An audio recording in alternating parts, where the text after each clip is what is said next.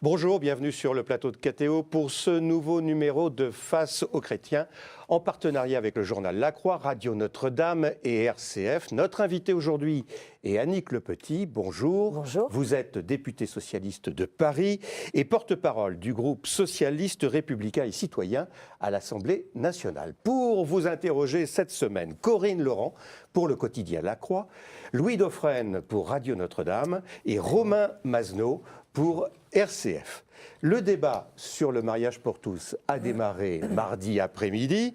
Il reprendra demain matin avec l'examen des premiers articles et des 5000 amendements déposés par l'opposition. Mais hier, la circulaire du ministre de la Justice, Madame Taubira, permettant de régulariser des enfants nés par la gestation pour autrui à l'étranger, a mis le feu aux poudres dans l'Assemblée.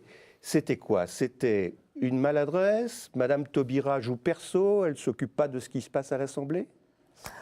Madame Taubira s'occupe de ce qui se passe à l'Assemblée parce qu'elle y passe beaucoup de temps.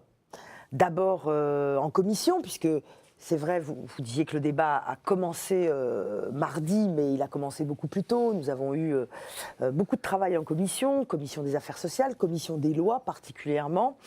Et cette fameuse circulaire, qui est un papier plus administratif qu'autre chose, en effet, tombe à un moment qui a permis à l'opposition, et après tout, j'ai presque envie de dire c'est bonne guerre, parce que les débats sont extrêmement passionnés et tendus. Et donc, on a bien vu que cette circulaire dont elle avait parlé en commission, devant plusieurs députés, notamment des députés UMP, dont certains, pas nombreux c'est vrai, mais dont certains sont très assidus. Et M. Mariton, par exemple, avait opiné du chef quand elle avait expliqué ça dans un contexte de travail de commission. Et c'est vrai que là, la manière dont cette circulaire est sortie, avec à la une du Figaro, c'est pour le moins une maladresse. Ça a fait un pataquès. Est-ce que c'est une maladresse? C'est un mauvais timing. C'est un mauvais timing. Au moins, on ne peut pas lui reprocher qu'elle cache les choses. Elle l'a dit en commission. La circulaire sort au moment où on commence le débat dans l'hémicycle, c'est-à-dire celui qui est le plus suivi par nos concitoyens. Donc je pourrais vous dire, c'est vrai qu'on aurait pu s'en passer, mais sur la forme, sur le fond, en revanche, il n'y a pas de confusion à avoir. Et c'est là où, effectivement, nous avons passé du temps hier à expliquer, à la fois vous aviez l'opposition qui voulait absolument faire dire à la ministre que c'était une ouverture à la GPA, et la ministre, pour autrui, on va être précis, à la gestation pour autrui, interdite en France. Et la ministre qui passait son temps à dire que ça n'avait strictement rien à voir. Donc c'est vrai que dans cette espèce de cacophonie, je ne suis pas sûre que les Français comprennent bien le fond des choses. En tout cas, ce qui est important, c'est qu'il n'ait pas le sentiment qu'il y aurait deux discours. Moi, je suis attentive à cela. Question de Louis Dauphren pour Radio Notre-Dame. Alors quel est le discours précisément s'il n'y en a qu'un? Le discours, c'est une situation d'enfants qui sont de pères français, mais qui sont nés par PMA à l'étranger et qui se retrouvent sans nationalité, un peu apatrides. Il n'y en a pas énormément. Et à travers cette circulaire, qui est avant tout une circulaire administrative, elle a souhaité que ces enfants, sous l'égide, bien évidemment, d'un juge, donc c'est pas la ministre qui, du haut de son ministère, va accorder telle ou telle nationalité, mais que ce soit fait et que ce soit regardé de près, donc pour éviter que ces enfants... une nationalité à une personne dont on ignore l'identité de la mère. C'est un enfant. Oui, voilà. Et on ne connaît pas l'identité de sa mère. Oui, ça arrive. Vous avez aussi des personnes qui, nées sur le sol français, vont avoir la nationalité française sans qu'on ait forcément connaissance du père. En général, c'est plutôt du père. Comment faites-vous un livret de famille à partir de cela? Mais le livret de famille, le père l'a, lui, ce livret de famille, ou ne l'a pas. S'il n'est pas marié, il n'a pas de livret de famille. Donc, il n'y a pas de problème. Ce que je voudrais bien entendre, et ce qui a été confus dans les débats d'hier, volontairement par certains, même si d'autres le font avec bonne conscience, mais certains le font volontairement, c'est de faire croire qu'à travers cette circulaire administrative, qui porte sur une histoire de régularisation et de papier, qu'on fasse la confusion avec la filiation. Voilà. C'est ça qui est un peu faire de dérangeant. confusion, Or, il ne s'agit pas du tout de filiation. Est-ce qu'il n'y a pas La un filiation, problème c'est un autre sujet Oui. qui a été débattu à l'occasion des lois bioéthiques à l'Assemblée nationale lors de la précédente mandature et qui, sans doute, un jour ou l'autre, sera à nouveau en débat à l'Assemblée nationale. Mais en débat, d'abord, ça ne veut pas dire dans un texte, dans un projet de loi gouvernemental. Je crois que la ministre, la garde des Sceaux, mais le Premier ministre aussi a été amené à le dire, le Président de la République aussi, et nous-mêmes, au sein du groupe socialiste, à dire que la GPA aujourd'hui est interdite en France et qu'il n'y a aucun projet de l'autoriser. Ça ne veut pas dire pour autant que parmi toutes les questions que pose la filiation, on ne peut pas aussi parler de ce thème. Et la preuve, je finis là-dessus, c'est que ceux qui nous en parlent le plus depuis 2 mois, ce sont d'abord les députés de l'UMP plutôt que nous, députés de la majorité. Mais est-ce qu'il n'y a pas tout de même un problème de cohérence? Je comprends bien la bonne intention de donner à cet enfant né d'une gestation pour autrui, de lui donner une identité, des papiers au fond, hein, c'est ça, c'est tout simplement ça. Mais en même temps, il y a une espèce d'incohérence. Pour qu'il puisse à son tour voyager, on peut comprendre le trouble qui a animé les députés de l'opposition, puisque d'un côté on dit... qu'ils ont largement exploité. D'accord, quand même, hein. C'est de bonne guerre, mais il y a la gestation pour autrui, on dit c'est interdit, on n'en veut pas en France. Et en même temps, s'il y a un père qui va faire une gestation pour autrui aux États-Unis, il revient avec son enfant et on lui donne des papiers. Il y a là une sorte d'incohérence. Non, parce que je pense que c'est la manière dont la France agit. Vous avez par exemple, la technique par effet de retour. Non, je vais prendre un exemple. Non, ça c'est pas vrai. Justement, il y a une confusion entre les deux. Je vais prendre un exemple. Vous avez aujourd'hui des enfants sans papier, de parents sans papier, donc clandestins. Bien, même si la politique depuis le nouveau gouvernement n'a pas changé fondamentalement sur le fond et sur l'entrée du nombre de personnes étrangères de façon clandestine dans notre pays. Bon, bref, vous avez des enfants qui sont dans cette situation. Ils vont à l'école. Ils sont à l'école. Pourquoi? Parce que, quels que soient les gouvernements d'ailleurs, nous n'avons jamais remis ça en cause. On estime qu'un enfant qui est sur le sol français, qui vit en France, quelle que soit sa nationalité, quel que soit son niveau social, il doit bénéficier de l'école de la République et qu'il vaut mieux d'ailleurs qu'il soit à l'école de la République, ce qui peut beaucoup l'aider, principalement l'aider dans sa vie plus tard, quel que soit le pays où il vivra, plutôt que de traîner ou de rester à la maison ou de traîner dans la rue et en plus de manière clandestine. Voilà, donc nous accueillons les enfants. Et là, c'est exactement la même chose. C'est-à-dire que oui, en effet, vous avez des couples hétérosexuels qui vont pratiquer la gestation pour autrui à l'étranger. Hein. Ça ne concerne pas que les homosexuels. Hein. Là aussi, je le dis, parce que j'aimerais bien qu'il n'y ait pas cette confusion. Et je trouve que ce débat venant au moment où on fait la loi pour ouvrir le mariage aux personnes de même sexe, que sans arrêt, on nous remette le sujet de la GPA sur le tapis. Bon, moi, je trouve que c'est pas la bonne manière d'aborder cette question-là, qui doit faire partie d'autres débats. Ça a déjà été le cas dans le cadre des lois bioéthiques, ce sera sans doute peut-être à nouveau le cas dans les prochaines lois ou la prochaine loi qui portera sur la famille, sur la filiation, mais en tout cas, ça n'a pas sa place là dans le projet de loi du gouvernement. Question de Romain Mazenot pour RCF. Si l'on en vient à ce projet qui est débattu en ce moment à l'Assemblée, le groupe socialiste dont vous êtes la porte-parole n'a pas laissé la liberté de vote aux députés. Est-ce que ça veut dire que c'est vraiment bloc contre bloc? On voit bien pourtant qu'à l'UMP, Franck Riester ou Benoît Apparu vont voter ce texte. Pourquoi ne pas avoir laissé sur un sujet comme celui-là, un sujet de société, la liberté de vote? Parce que c'est notre façon de travailler, c'est notre organisation interne. Alors après, on peut l'apprécier ou pas l'apprécier, et c'est comme ça sur tous les projets de loi. Et on n'a pas voulu que celui-là soit une exception. Vous êtes sûr de faire le plein des voix de votre côté? Je finis là-dessus. Nous avons des débats, nous avons des réunions de groupe 2 fois par semaine, et nous avons des débats. Alors quelquefois ça va vite, d'autres fois ça prend un peu plus de temps en fonction des projets de loi. Pas celui-ci plus qu'un autre, même si celui-là est davantage médiatisé, c'est vrai.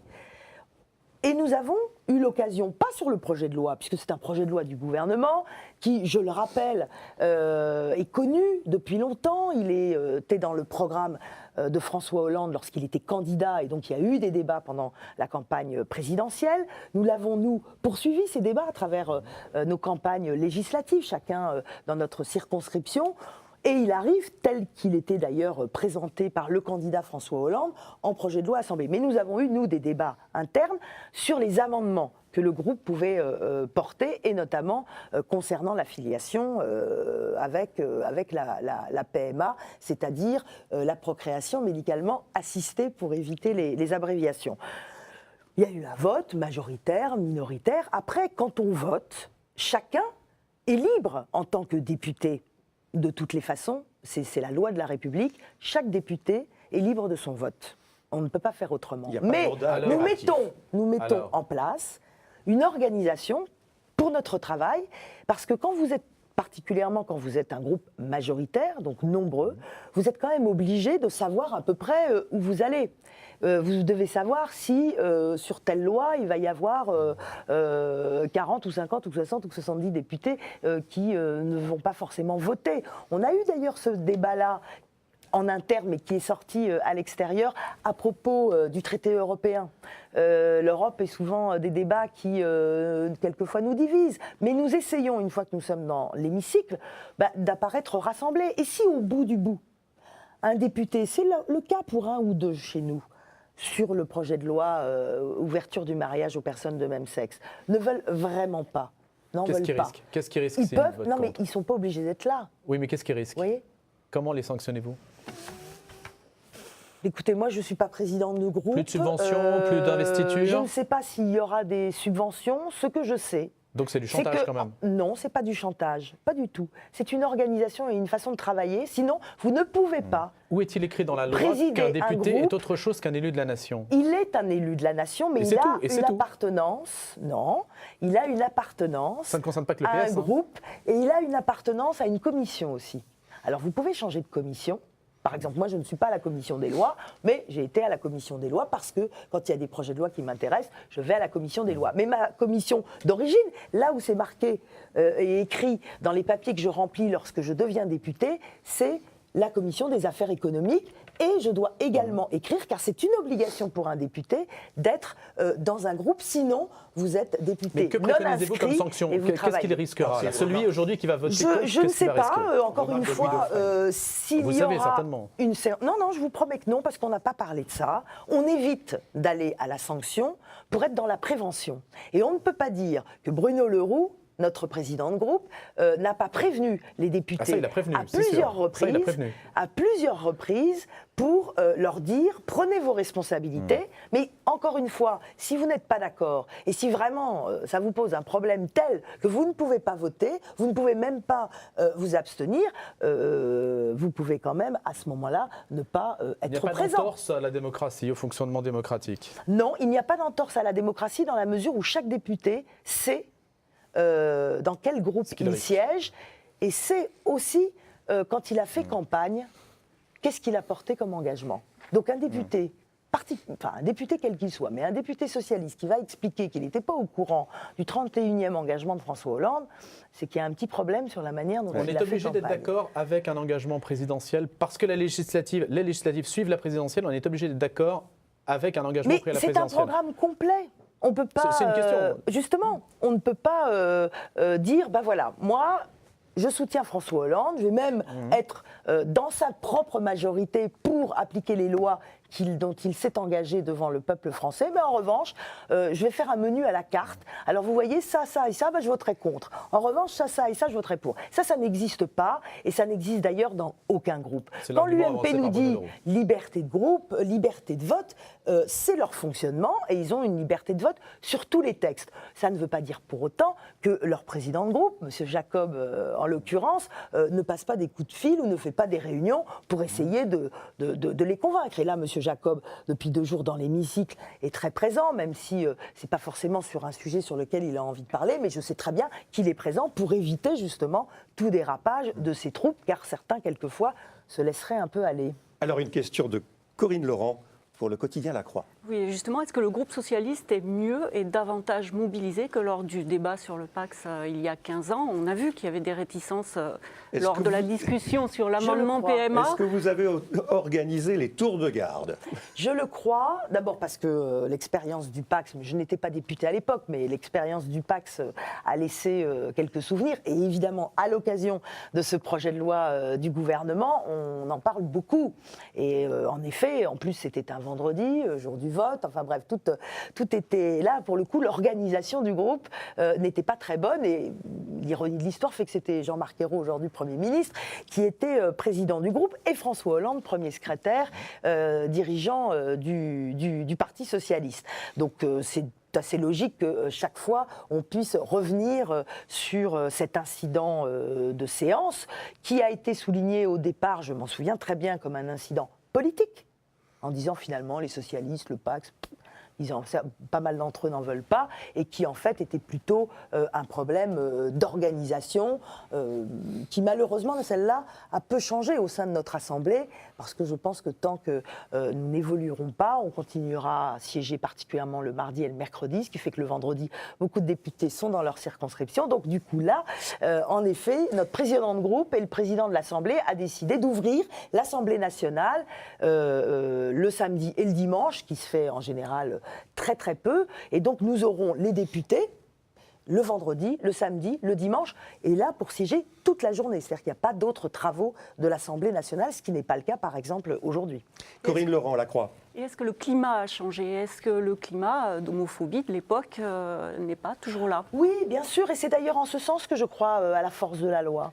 Je suis convaincue, la preuve c'est que tous ceux qui combattaient le PACS et qui quelquefois, pas tous, mais on parle beaucoup de Madame Boutin, mais j'y reviendrai à Madame Boutin, parce qu'elle a vraiment des convictions. La semaine prochaine. Eh ben, moi, j'aime bien débattre avec Madame Boutin, parce qu'au moins, elle a des vraies convictions. Elle est totalement cohérente. Elle n'était pas pour la simplification du divorce, par exemple.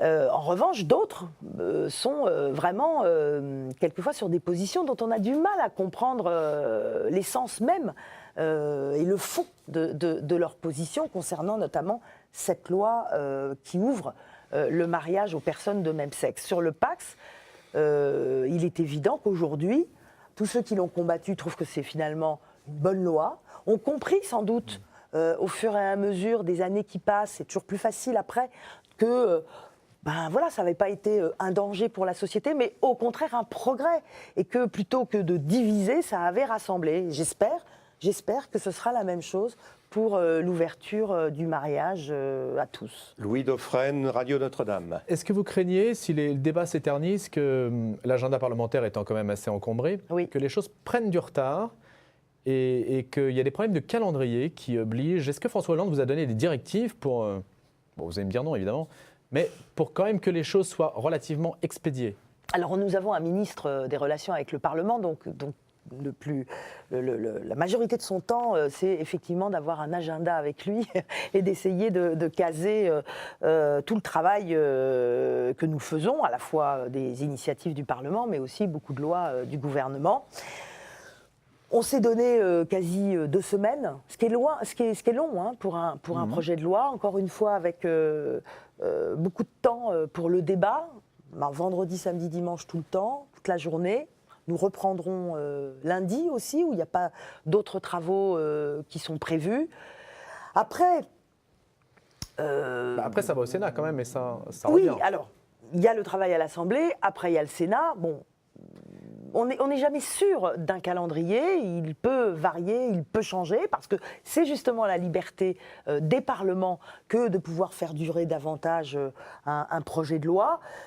Après, on tombe dans l'obstruction, et c'est à nous, majorité, de démontrer à nos collègues de l'opposition que le débat de fond a eu lieu. Ça y est, je crois que tous les arguments ont été mis sur la table, et que 5000 amendements déposés ne sont pas obligés. C'est de l'obstruction ou pas? Ils l'ont dit, ils l'ont fait, ils l'avaient fait aussi en commission des lois. Moi, je ne vais pas leur jeter la pierre, on a fait la même chose sur la loi concernant les retraites. Après, ils ne sont pas obligés de défendre les 5000. Et pour défendre les 5000, ça voudrait dire que les 300 députés qu'on fait chacun le même amendement soient là. Parce qu'il y a une obligation, ça aussi c'est une règle de l'Assemblée que je trouve plutôt pas mal, c'est qu'à partir du moment où vous déposez un amendement, vous devez être là physiquement pour le défendre. Et donc, dans ces cas-là, on s'en est rendu compte d'ailleurs en commission, ça passe très vite, parce que si le député n'est pas là, eh bien, l'amendement n'est pas défendu, et de fait, il tombe. Mais si Donc, ça prend du retard, est-ce qu'il y aura un passage en force? Est-ce que vous essaierez de passer en force? Remarque de Louis Dauphren. non, nous faisons notre travail parlementaire. Et si nous avons de toute façon un amendement du rapporteur que nous avons utilisé en commission des lois, qui, de fait, à partir du moment où il est adopté, en fait tomber beaucoup d'autres. Vous avez des amendements qui, franchement, ne font pas avancer la loi et qui sont des amendements de blocage, des amendements répétitifs. Donc nous ne passerons pas en force, mais à un moment donné, il y aura de fait un dialogue avec l'opposition pour savoir jusqu'où on va et qu'est-ce qu'on fait. Vous savez, moi j'ai pu le savoir, j'ai été 10 ans député de l'opposition.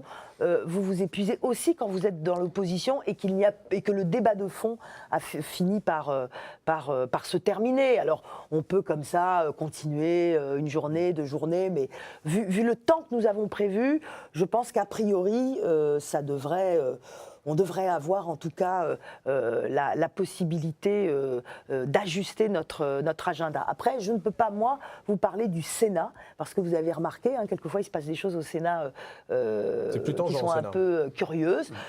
Oui, mais peut-être que sur ce projet de loi, celui-là, ça passera. Je n'ai pas entendu, en tout cas pour ma part, de prise de position de sénateurs, dans les groupes majoritaires bien évidemment, mais même dans l'opposition, qui se distingueraient des prises de position de députés UMP comme Jean-François Copé, François Fillon ou Christian Jacob.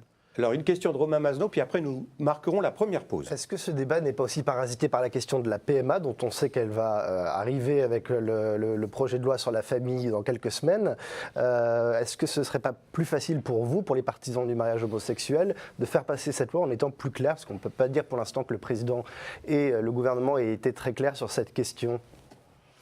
Le président est très clair. Il a, d'emblée, écrit et dit qu'il était pour l'ouverture du mariage aux personnes de même sexe, pour l'adoption, mais en revanche, il n'a pas souhaité introduire la PMA, ni dans ses propositions d'ailleurs, dans le cadre de la campagne, ni même dans le texte issu du travail gouvernemental.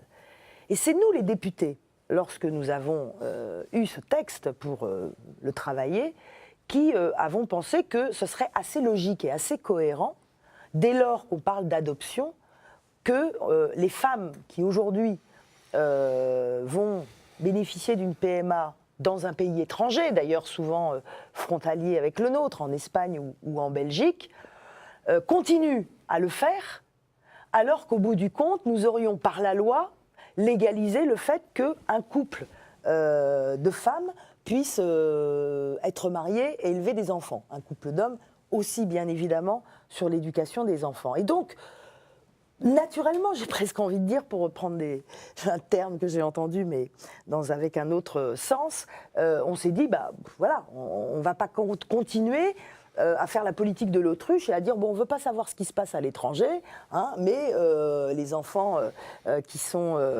les femmes qui bénéficient de cette PMA, et d'ailleurs, plus largement, pas seulement des femmes en couple, ou des femmes homosexuelles, puisque vous avez des femmes célibataires qui vont aussi bénéficier d'une PMA à l'étranger. Bon, on sait aussi qu'on a des cabinets médicaux qui le pratiquent de plus en plus dans notre pays. Donc c'est normal qu'en tant que législateur, on souhaite donner un cadre. Après, que ça puisse engendrer, sans faire de jeu de mots idiots, des questions sur la filiation et sur la manière dont, effectivement, les familles, aujourd'hui, dans leur diversité, puissent être protégées par la loi comme n'importe quelle famille, on rentre là, c'est vrai, dans des discussions plus larges, parce que vous avez, par exemple, dans les familles recomposées, des faiblesses juridiques et qui sont relevées de plus en plus. Et donc, du coup,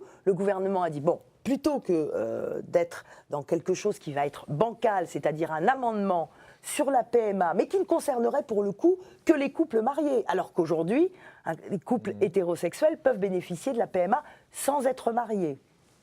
Plutôt que de risquer ce cavalier législatif et d'être retoqué par le Conseil constitutionnel, travaillons sur une loi plus large qui concerne les questions de filiation et notamment toutes ces familles qui se recomposent et dont on sait qu'il y a des problèmes juridiques, des faiblesses juridiques sur la reconnaissance des beaux-parents, par exemple. Alors, je vous propose de marquer une première pause. Nous allons revenir sur ces questions de filiation, d'adoption, etc. dans la deuxième partie. On se retrouve dans quelques instants.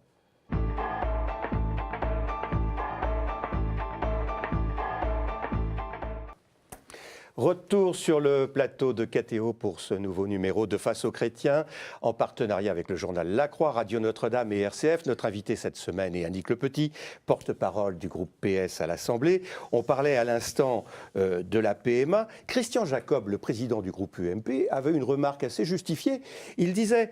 le gouvernement veut faire passer la PMA dans une loi qui va venir dans quelques semaines et on vient tout juste de saisir le Comité consultatif national d'éthique sur la PMA. Encore une fois, c'est une forme de maladresse, c'est-à-dire que peut-être qu'il aurait été plus opportun, on va dire ça comme ça, de saisir ce Comité national d'éthique il y a 6 semaines. Mais la loi qui viendra... sur les questions de famille et de filiation, elle n'est d'abord pas encore élaborée par le gouvernement. C'est un travail qui commence. Après, ça passera par le Conseil des ministres et ensuite, ça viendra à l'Assemblée nationale. Donc le Conseil peut être consulté à tout moment. Je ne vois pas, moi, pour ma part, un problème de calendrier sur cette question. En revanche, juste une chose, si vous me le permettez, dans notre discussion tout à l'heure, on parlait de discipline de groupe à l'Assemblée et de clivage. Moi, j'ai le sentiment, pas le sentiment d'ailleurs, et comme je participe au débat, je l'ai eu en commission, mais je l'ai encore plus dans l'hémicycle, que ce clivage, il est beaucoup plus fort au sein de la droite, au sein de l'UMP, au sein de l'UDI, plutôt qu'au sein des socialistes. Franchement, en termes de nombre, je le sens de plus en plus fort d'ailleurs au sein de l'UMP. J'ai bien vu qu'il y avait des stratégies un peu différentes et au sein de l'UDI. Quand j'entends par exemple M. Gégaud nous faire le discours qu'il a fait hier à la tribune de l'Assemblée nationale, finir son intervention pour dire qu'il votera le texte et demander à ses collègues, à l'ensemble de ses collègues d'ailleurs, de faire attention aux mots et aux phrases qu'il prononce et de ne pas se laisser embarquer sur des propos caricaturaux, eh bien, moi, je l'ai applaudi, M. Gégaud. Je pense que c'est la première fois que ça m'arrive. Ce sera peut-être la dernière, mais en tout cas, à un moment donné, oui, il faut savoir dépasser, c'est vrai, les clivages pour pouvoir rassembler. Et je sens qu'au sein du groupe socialiste, le fait que nous ayons eu ces débats en interne, mais pas sur l'ouverture du mariage, puisque là, ça fait longtemps qu'on les a eus, ces débats.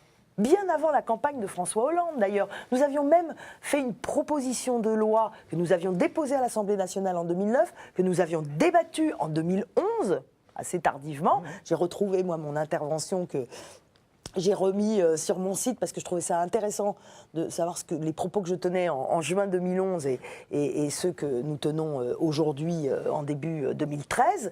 Donc ça veut dire que ce débat a eu lieu. Et j'ai souvenir d'ailleurs sur votre antenne, grâce à KTO, d'avoir eu un débat avec Catherine Vautrin, députée UMP. Alors ça c'est vrai, c'était dans le cadre de l'élection présidentielle. Bien sûr, tout le débat n'a pas été sur cette question-là, mais nous l'avons eu. Donc aujourd'hui, les socialistes sont mûrs pour légiférer sur cette question.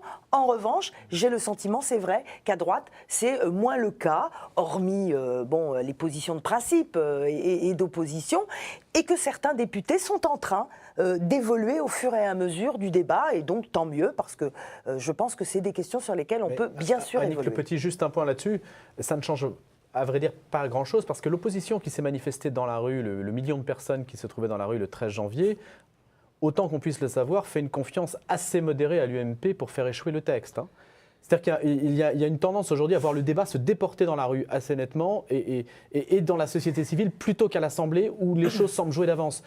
Donc le fait que l'UMP soit divisé n'étonne personne et finalement représente une réalité dont chacun est conscient. C'est une remarque de Louis Dauphren, Radio Notre-Dame. Oui, je vous rappelle que le 5 décembre 2012, Jean-François Copé fait une conférence de presse pour annoncer qu'il met en place un comité d'organisation pour la manifestation du 13 janvier et qu'il affrètera des cars.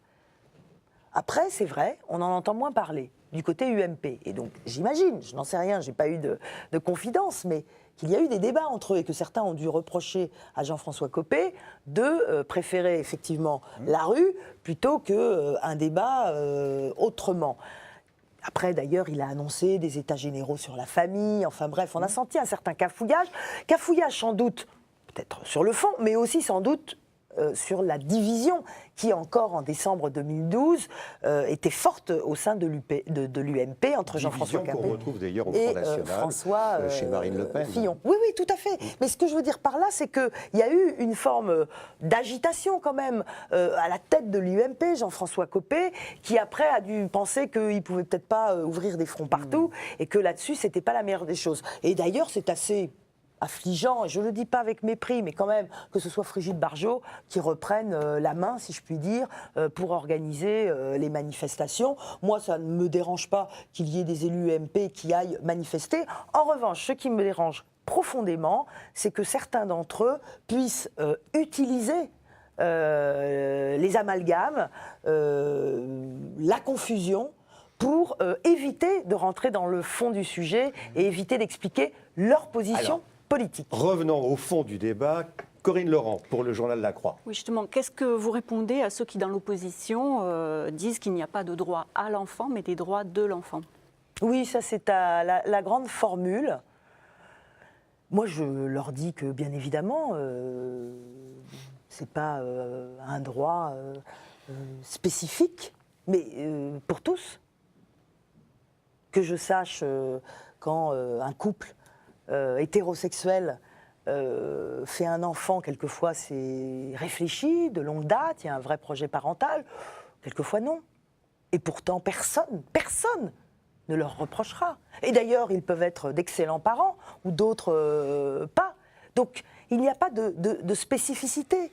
Et ce que je condamne dans le débat que nous avons aujourd'hui, c'est cette façon d'esquiver la vraie question. Quand on nous propose des amendements UMP, par exemple Nathalie Kosciusko-Morizet, une alliance civile qui est finalement, moi je l'ai qualifié de sous-mariage, alors d'autres pourraient dire un Pacs amélioré, mais en tout cas sans l'affiliation, et réservée uniquement aux couples homosexuels.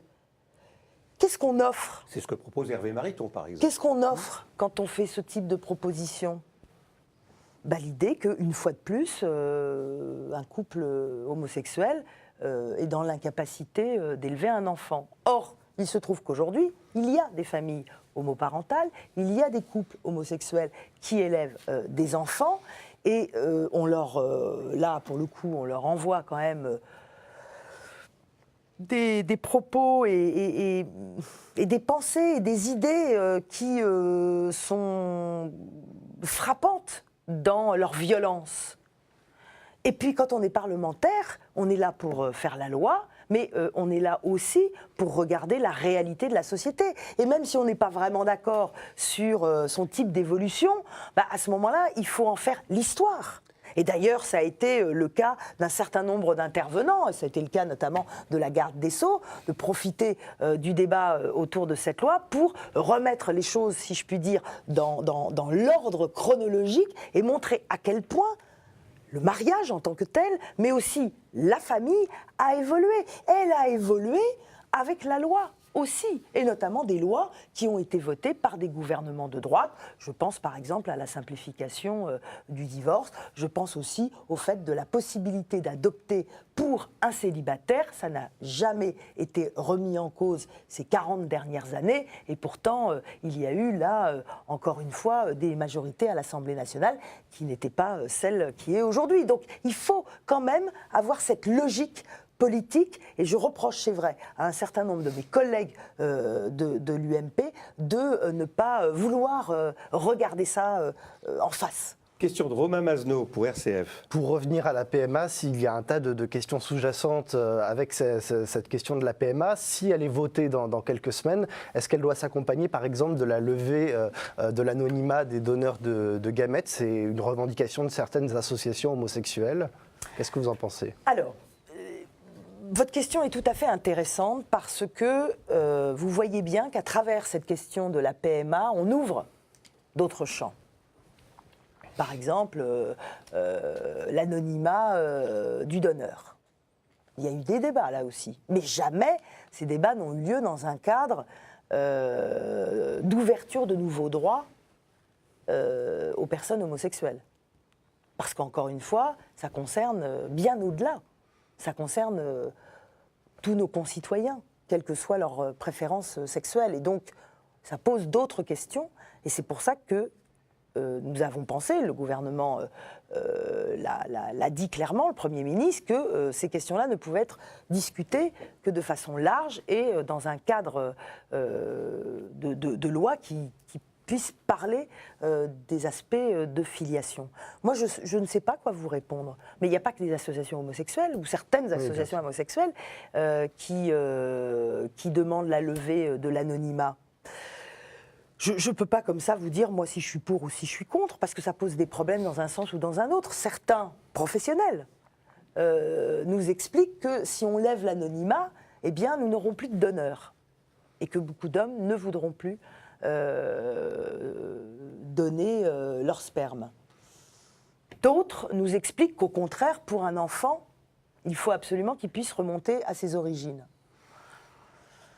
Tout ça mérite de creuser la question, au-delà, je pense, du projet de loi qui nous occupe en ce moment. C'est pour ça que si ça vient, et ça viendra, puisqu'il y a eu un engagement dans le texte du gouvernement, il faudra que ce soit accompagné, bien évidemment, de toutes les auditions, de toutes les remarques, de toutes les interventions des spécialistes sur ces questions. Et quand on a suivi un peu les lois bioéthiques à l'Assemblée nationale, on s'aperçoit que même les spécialistes, même les scientifiques et les médecins sont extrêmement divisés sur la question.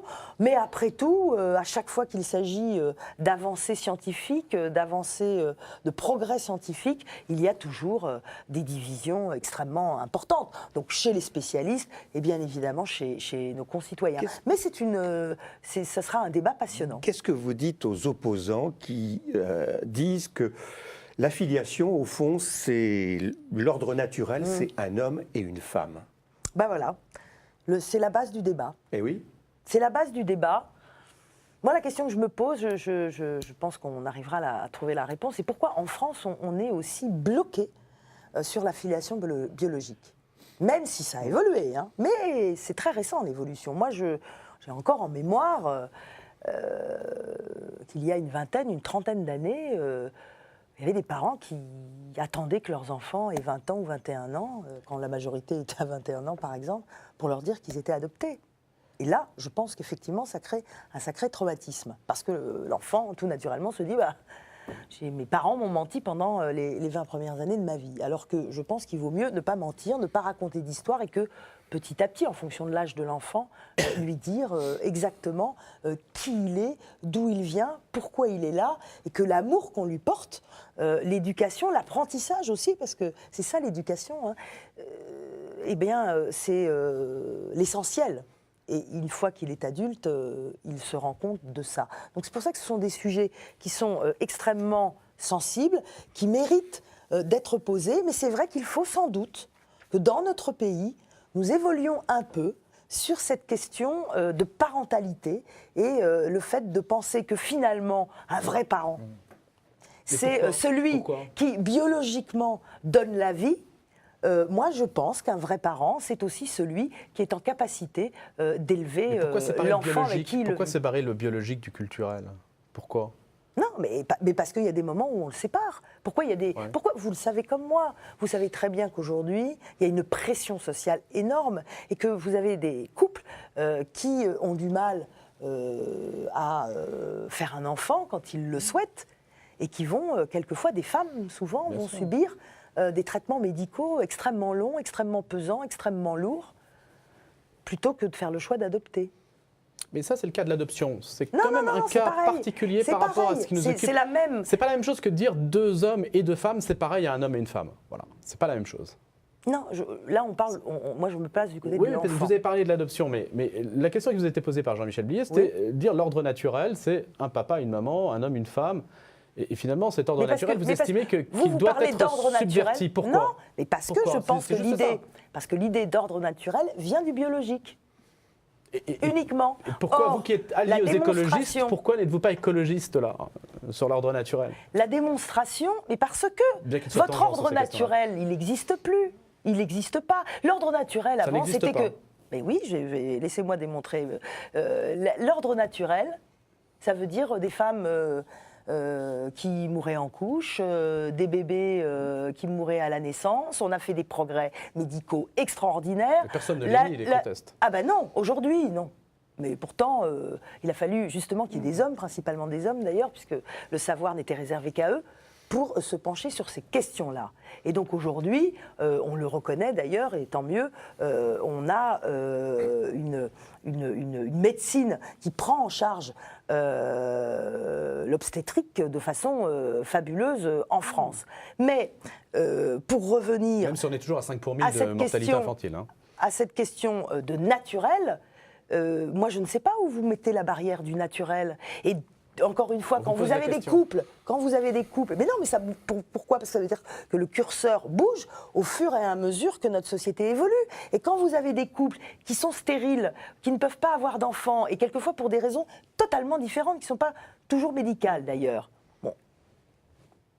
ces couples, ils sont heureux qu'on puisse leur offrir médicalement la possibilité de porter un enfant. Mais quelquefois, l'acharnement médical va être Mais c'est pas la extrêmement question qui vous est dur, posée. extrêmement violent pour y arriver. Si, Non. parce que le choix sociétal est de dire qu'il faut d'abord faire l'enfant, quitte à y passer 10 ans, plutôt que d'aller l'adopter. Et si, c'est la question. C'est-à-dire que nous avons culturellement cette idée du biologique qui est fortement ancrée en nous.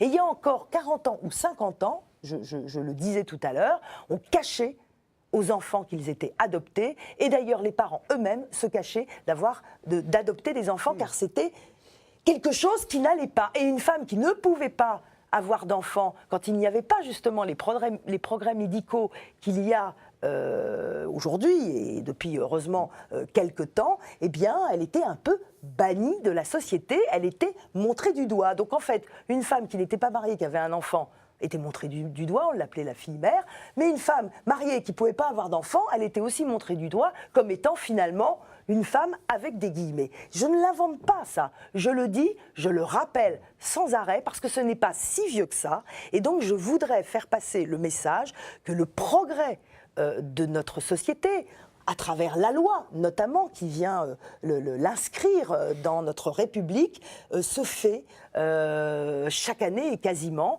Il évolue. Et donc, je pense qu'aujourd'hui, compte tenu de ce que nous entendons à travers les débats, les propos, manifestations aussi, de plein de gens qui vont de bonne foi, il faut qu'ils prennent le temps quand même de se poser et de se dire, bon, de ces 50 dernières années, comment la famille a évolué en se rappelant, se remémorant ou en cherchant l'information historiquement pour voir cette évolution. Et donc je pense qu'aujourd'hui, un couple qui adopte, n'est plus regardé comme il l'était il y a 50 ans. Mais il y a encore Mais quand tant même mieux. cette Personne idée ne- biologique. Personne Alors, ne se... fin provisoire de ce débat. On marque une deuxième pause et on se retrouve dans quelques instants.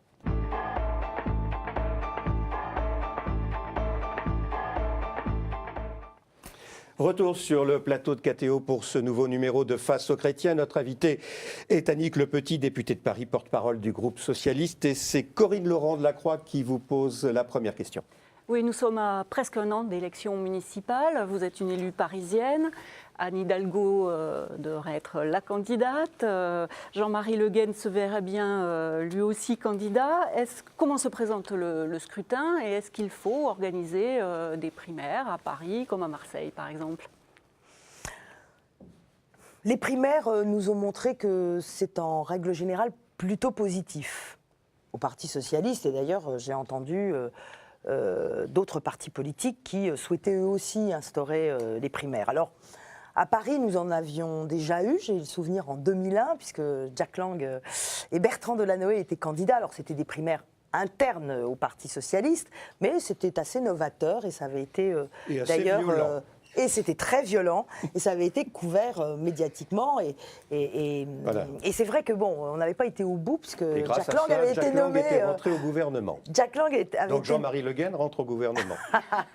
Jack Lang avait été nommé ministre par Lionel Jospin, et on avait eu le sentiment un peu que tout à coup on nous retirait le tapis de sous les pieds, parce que quand on a mené une bataille comme ça, on a envie d'aller au bout et d'aller au vote. Pour le moment, on est en train effectivement d'élaborer le calendrier pour mettre en place une primaire. Une primaire, elle peut être différente, soit elle est interne, soit elle est externe. Maintenant qu'on a connu, c'est vrai sur le plan national, une primaire externe en associant les sympathisants, enfin toutes celles et ceux qui viennent s'intéresser à la vie citoyenne, difficile de refaire une primaire uniquement au sein du Parti socialiste. C'est une primaire. Est-ce que nos alliés habituels, ceux en tout cas avec qui nous gouvernons la ville de Paris, les écologistes, les communistes, vont s'associer à cette primaire ou pas? Pour le moment, je n'en sais rien. D'habitude, les Verts veulent partir seuls au premier tour et on se rejoint au deuxième tour. Donc on est en ce moment plutôt dans des discussions, des concertations, et sur le plan des personnes, nous savons que Anne Hidalgo est candidate, puisqu'elle l'a annoncé très tôt, elle est partie très tôt. Ceci dit, ce n'était pas une surprise, puisque Bertrand Delanoë a souhaité que ce soit elle qui reprenne le flambeau, si je puis dire, à la mairie de Paris. Et s'il y a d'autres socialistes, alors c'est vrai qu'on évoque le nom de Jean-Marie Le Guen, mais à ma connaissance, il n'a pas encore déclaré sa candidature. Moi, je n'ai pas senti chez lui une envie d'être maire de Paris, parce qu'il faut avoir envie d'être maire de Paris, il faut avoir envie d'être maire de toute façon quand on se lance pour une bataille pour les municipales, et sans doute à Paris, la capitale, de façon encore plus forte. Et puis c'est vraiment un travail à temps plein. Or, Jean-Marie Le Guen est député, il n'a pas souhaité d'ailleurs être seulement député ou être seulement adjoint au maire de Paris comme il l'est aujourd'hui. Il n'a pas fait ce choix, moi c'est ce que j'ai fait, et c'est ça qui me fait penser qu'au bout du compte, je ne suis pas sûre qu'il ait vraiment envie de consacrer dans 1 an, 2 ans, sa vie politique à être maire de Paris. Donc nous verrons bien, mais en tout cas, le calendrier serait a priori d'avoir une primaire là au printemps. Corinne Laurent. Oui, à droite, une candidature de Nathalie Kosciusko-Morizet a l'air de se préciser. Est-ce que vous ne craignez pas son profil écolo-bobo compatible avec l'électorat parisien ? Je ne sais pas si Nathalie Kosciusko sera candidate, puisqu'elle-même ne le sait pas encore. Elle a été interrogée, c'est vrai. Depuis une semaine, il y a une pression sur elle. J'ai eu l'occasion en plus de faire un débat avec elle et de lui poser la question hors antenne, et elle a répondu la même chose d'ailleurs, qu'elle ne savait pas, qu'elle était en train de discuter, que ça dépendait de François Fillon, et je lui ai dit, vous n'avez pas l'impression d'être poussée là elle faisait quasiment la une d'un hebdomadaire qui paraît le dimanche, alors qu'elle ne s'était absolument pas exprimée sur la question. Moi j'ai le sentiment qu'il y a au sein de l'UMP à Paris, un vrai problème de leadership. On le voit, on le sent. Il existait d'ailleurs déjà en 2007, au moment 2008. Décidément, je suis fâchée avec les dates. C'est les nuits blanches à l'Assemblée nationale, pardonnez-moi. En 2008, au moment des municipales, Françoise de Palafieux représentait l'UMP pour Paris, et elle n'avait pas été du tout soutenue dans son propre camp, alors qu'ils avaient fait une primaire. Depuis le départ de Jacques Chirac, grosso modo, avec les années Tibéri, tout ça a plombé la droite parisienne, qui n'arrive pas pour le moment à avoir un cap à la fois sur le fond, pour dessiner une politique pour Paris, et puis bien sûr à trouver quelqu'un pour incarner un leader. Il semblerait que Rachida Dati, qui au départ s'était placé pour ça, ne fasse pas l'affaire. Donc je crois qu'il y a encore beaucoup de bisbilles, ce qui ne doit pas là je le dis très sérieusement, nous distraire. Nous devons mener une campagne exemplaire pour conquérir Paris à nouveau. et pas pour rester en place comme si les choses allaient se faire naturellement, pour employer un terme en ce moment à la mode. Merci Annick Le Petit, merci de nous avoir suivis. La semaine prochaine, comme je le disais tout à l'heure, nous accueillerons Christine Boutin, présidente du Parti démocrate chrétien et ancien ministre du Logement, et nous parlerons évidemment de la suite des débats sur le mariage pour tous à l'Assemblée nationale. Merci à tous et bonne semaine.